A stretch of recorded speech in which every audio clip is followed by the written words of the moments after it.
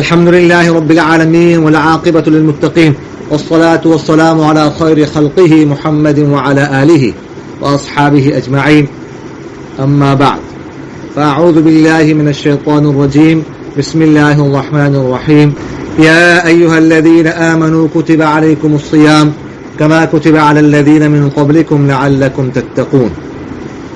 وعن ابن عمر رضي الله تعالى عنهما قال: فرض رسول الله صلى الله عليه وسلم زكاة الفطر صاعا من تمر أو صاعا من شعير على العبد والحر والذكر والأنثى والصغير والكبير من المسلمين، وأمر بها أن تؤدى قبل خروج الناس إلى الصلاة. مشكاة المصابيح. وعن عبد الله بن ثعلبة رضي الله تعالى عنه قال: خطب رسول الله صلى الله عليه وسلم الناس قبل الفطر بيوم أو يومين، فقال: أدوا صاعا من بوغ أو قمح بين اثنين، أو صاعا من تمر، أو صاعا من شعير عن كل حر وعبد وصغير وكبير. دارقطني. صدق الله مولانا العظيم وصدق رسوله النبي الكريم، ونحن على ذلك من الشاهدين والشاكرين، والحمد لله رب العالمين. عزیزان من، بزرگان محترم، جامعة الزیتون طرفنا آنلاین مسائل رمضان کورس انمی ورځې کې تاسو ټول حضرات ته خوش آمدید او په خیر راغلی.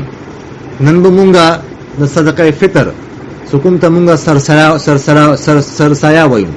سرسایا عربي کې ورته صدقه الفطر وایي. په حواله سره به مسائل مونږه عرض کوم. فطر معنا څه ده؟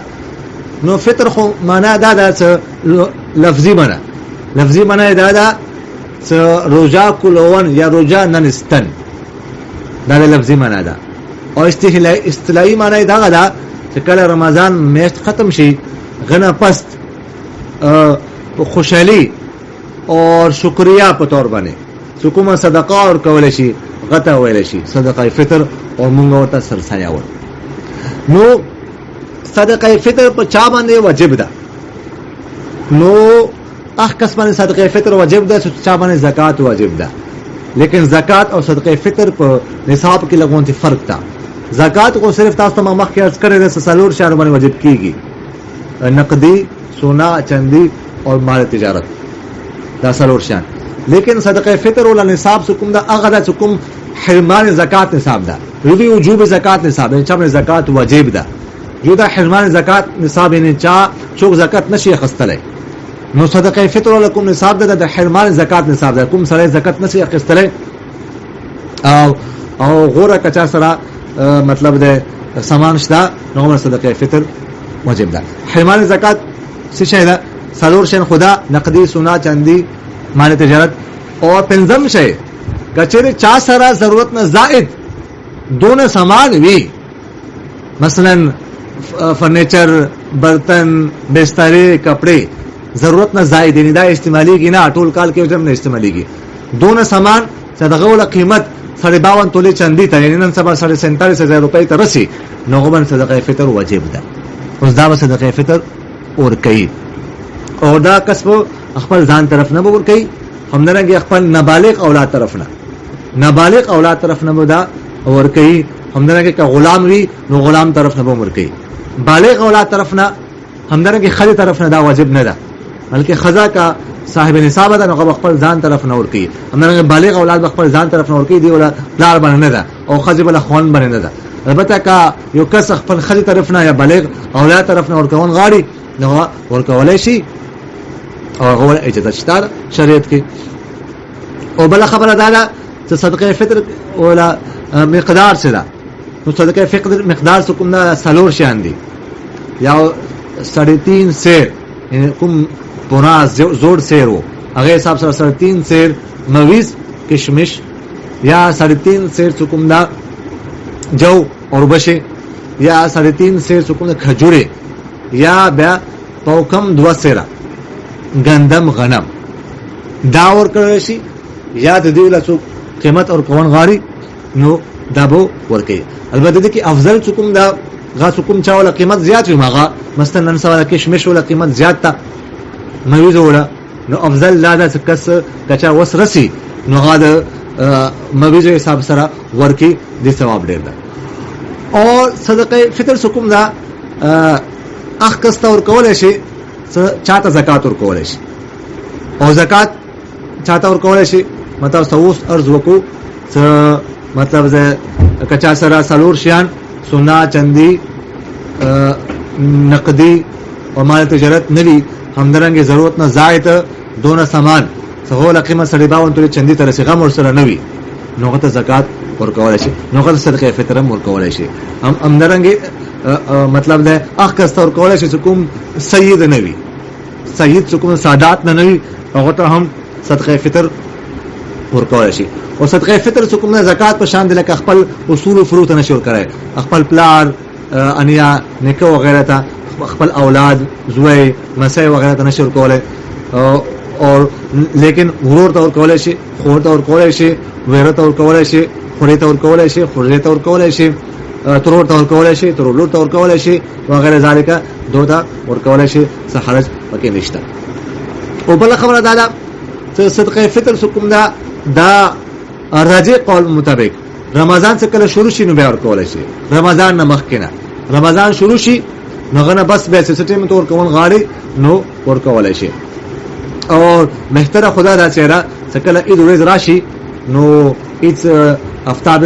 یعنی مرسترګه طلوع افتاب نه پس عیدګاه نه تلونه د مخکې یو کس دا ورکی نو دا بهتره ده البته عید نه پس مور کولای شي روزه کې کوم ضروری نه دي عید نه پس هم ورکولای شي اور دام جائز ده دویم ورځ دریم ورځ غنه پس لیکن بهتر ده مطلب عید اول ورځ ورکول شي او صدقه فطر لکه تاسو ما عرض وکړو کنه چې خپل بچو طرف نه غلام طرف نه ورکړي باقی چا کور کې جنور یې خې پالتو جنور څوک نه غو طرف نه صدقه فطر کوون دا ضروري نه ده دا غلط ته غو صدقه فطر نشته همدارنګه صدقه فطر څوک نه دې ولکم پیسې دي دا مسجد کې نشور کوله مسجد کې دا پیسې ور کوون دا جایز ندی او دا مسجد کې تاسو نشور کوله باقی مسجد کوم امام دا مسجد کوم امام دا کچره غا مستحق وي نو ته کولای شي لیکن دا تاسو ځین کې اوسه ته مسجد امام ته تاسو تنخواه کې نشور کولای یعنی کچره یو مسجد کې یو کس امام سکون د سوق اګدی هغه سره دا شرط وکي دا د موږ ته تنخواه سکون دغه به ته موږ زکات درکوم یا ته د صدقه فطر درکوم دا جایز نه ده صدقه فطر تنخواه کې نشور کولای البته کم درجه مستحق وي به تور کولای شي او بل خبره ده که یو کس کوم دا لکه تاسو ما څنګه وخلو سلور شي اندي کنه کشمش دي کجوري دي او بشي دي او غنم دي که یو کس خپل ځان ولا سرسیا مویزو باندې وباسي یا کجورو سره وباسي مویزو سره وباسي او اولاد ولا سرسیا غنم سره وباسي نو دام جایز ده لکه دا عثمانه یو کس دا سوال کړو جمعه پر زمانه چې زه غواړم خپل سرسیا کوم دا غزه کشمش سره وباسم افضل ده او بچو له غنم سره وباسم بل بالکل دا جایز ده لازم کولای شي دې کې څه حرج نشته او همدارنګه صدقه فطر کوم دا خپل ځان طرف نه وبستل شي او همدارنګه والدین کوم دي چې والدین انتقال کړ شوی دي یا ورور مر شوی دا یا خور مر شوی دا یا نور څوک رشتہدار مر شوی هغه طرف نه وبستل شي هغه ته ثواب ملويږي همدارنګه سرکار دو عالم صلی الله علیه وسلم حضور صلی الله علیه وسلم طرف نه وبستل شي اور وبستن پکار دي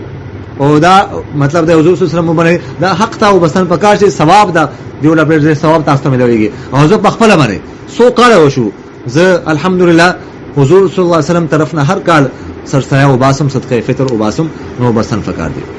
او صدقه فطر کې لکه څنګه دا څلور شیان ورکول شي همدارنګه دو شیان ول قیمت هم ورکول شي همدارنګه صدقه فطر کې چاته کپڑے ورکول شي بشرط دې کې څنګه کپڑو ول قیمت د څلور شیانو کې یو شي درسي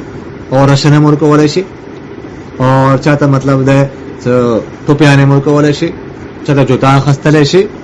چاته ورکول شي بل څه ورکول شي پیسې ورکول دا ضروری نه دي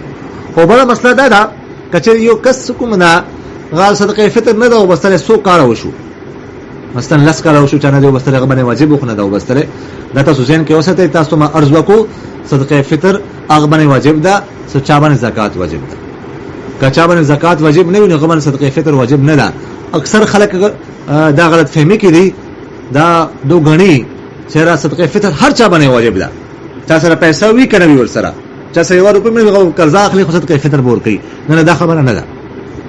صدقه فطر کا چا باندې زکات واجب نه وي هغه باندې صدقه فطر هم واجب نه ده دا مسله تاسو ځین کې اوسته نو کيو کس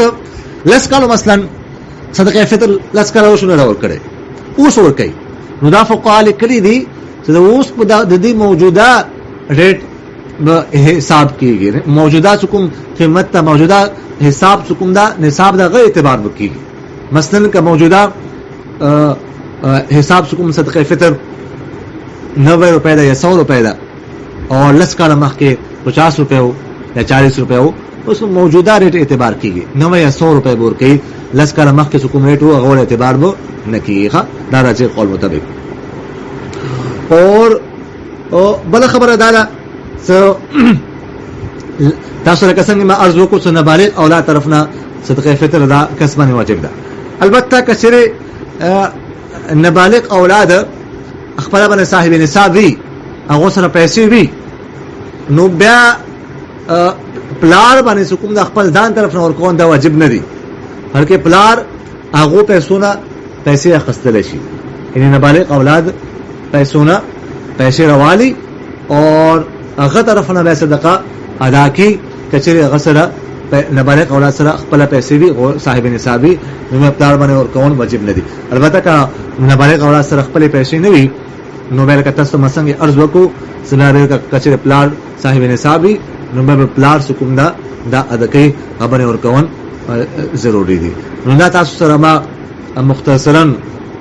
صدقه فطر مسائل په حواله سره گفتگو ارز کو الله تعالی د ماته او تاسو په دې مسایل باندې عمل کولو توفیق نصیب کړي الله تعالی د مدد دین فهم او سمجھ نصیب کړي اقول قولي هذا استغفر الله لي ولكم ولسائر المسلمين فاستغفروه انه هو الغفور الرحيم جزاكم